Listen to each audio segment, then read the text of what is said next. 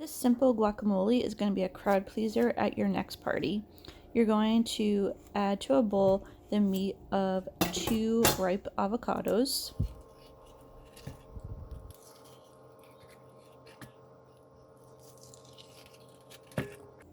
Next, add in the juice of half a lime.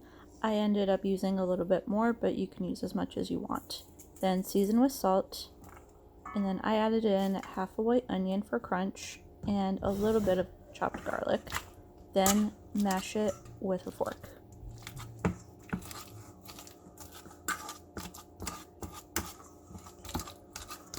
Make sure to leave your guacamole a little bit chunky. Then when you're picking out chips to use, make sure you use the restaurant style tortilla chips from the grocery store. They're a little cheaper and they're a lot tastier. And here is your simple guacamole.